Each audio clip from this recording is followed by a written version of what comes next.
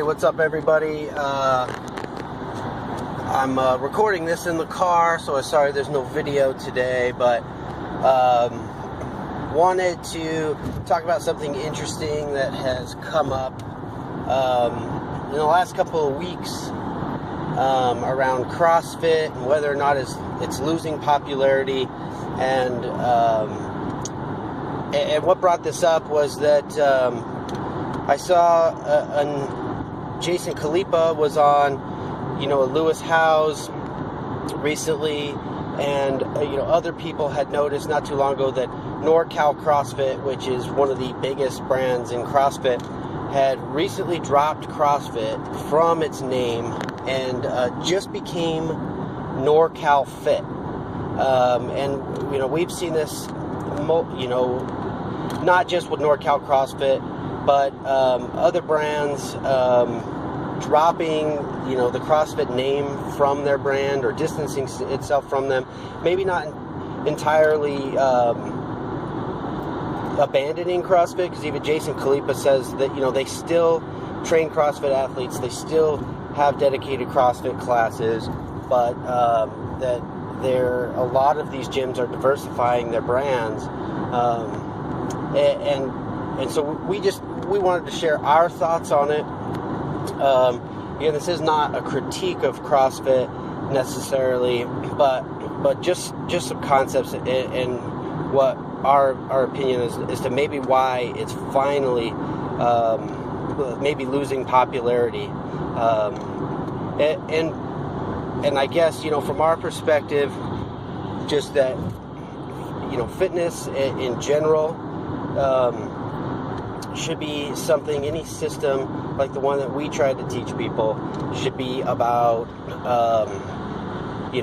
building, should just be around a generalized strength and conditioning program that uses exercises that anybody can do, that you can do at any age of your life, that builds strength and stamina without too much of an impact to your joints. And something, it's really about training for a lifetime, right? Well, with CrossFit, the big thing that I think a lot of people have is it's like anything, any extreme form of training, whether it's CrossFit or bodybuilding or P90X or Insanity, name a program, right? That's if you want to call it high intensity, like overly high intensity training, or an extreme form of fitness like bodybuilding, is that for most people that simply is not a sustainable way to train, or suitable, for most people. With CrossFit, not all of them. I have a brother-in-law who is a great CrossFit coach who tries to tailor his training and his workouts to everybody, but there are a lot of gyms that try to fit everybody into a round hole, and what I mean by that is that when it comes to doing highly technical Olympic lifts, they try to fit everybody into a square peg and have everybody do those lifts, regardless of skill level or fitness level. And for most people, that especially moms and dads, people in their mid-30s, 40s, in most cases, our opinion is that type of lifting is just not suitable for everybody, and they could do it for a short period of time, but there's a price to pay long term to hammering your body with that, and I think when a lot of CrossFit athletes get a little older, I know with my time at Awake and Alive, I met a lot of guys who used to be CrossFit athletes who switched over to kettlebell training in their 30s because they simply just couldn't handle the toll that heavy barbell Olympic lifting and was starting to have on their body, so they had switched to kettlebells, and so they could still do similar type ballistic lifting without as much of an impact to their body. And I think, that's the big takeaway, is that, we're starting to see that a lot of people just can't sustain that style or level of training over a long period of time. And in addition to that, and just speaking of economic terms, CrossFit is very, very expensive in most gyms I've seen. And there's a marginal return, as they like in economics, where there's only so much upside to fitness and exercising. At some point, you sort of max out, your strength and your body's genetic potential, assuming you're doing everything correctly, and you can achieve your body's full potential in a $20 to $40 a month gym or less, and the amount that some of these gyms charge their members, in our opinion, isn't providing that level, any additional benefit besides maybe that personalized coaching community environment.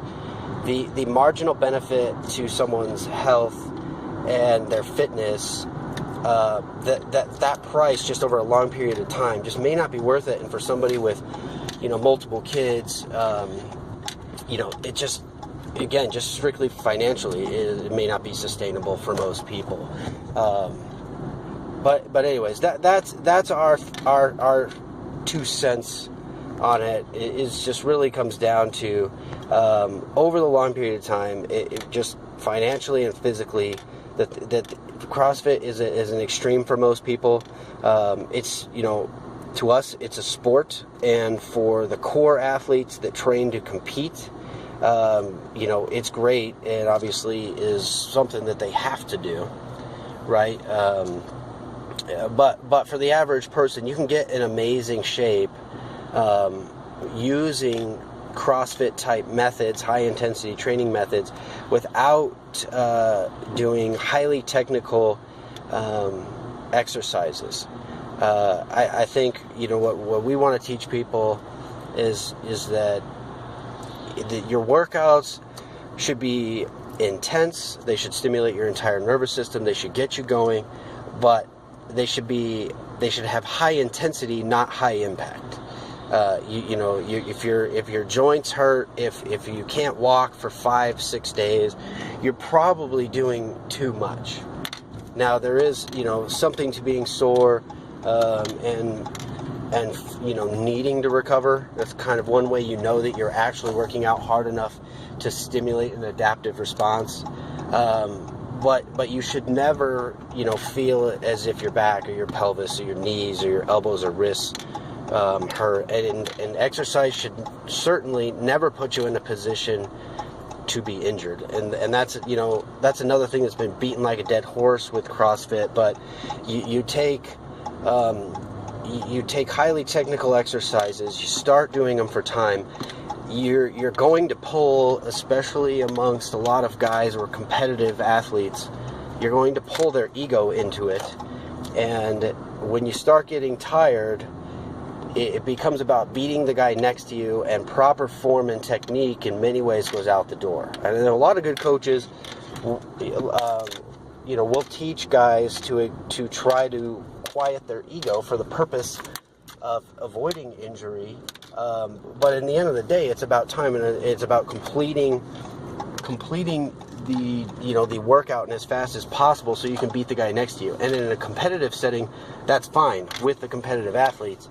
But a mother of 3 who's going to the gym to work out, or the attorney who's trying to get back into shape, or dad or whatever, should not be standing next to a 22-year-old guy trying to compete with them in any shape or fashion in a competitive setting. In fitness of all things, because that to me, it's not necessarily the lifts themselves, but it's that sort of competitive atmosphere that causes those injuries. But anyways, I think the combination of all those things is it was just a matter of time before CrossFit at least lost some of it. There was some air taken out of it. Because it does represent